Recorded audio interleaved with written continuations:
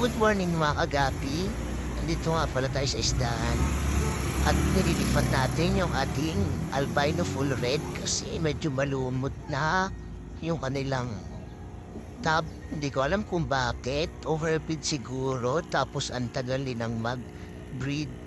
Kaya medyo niliitan natin, ginawa nating 2.5 gallon na lang. Tapos yung nandun, nilipat ko dito sa kulay blue na timba. Medyo malaki to kaya ito siya nilagay para mas mabilis silang lumaki. After acclimate, nilipat ko na.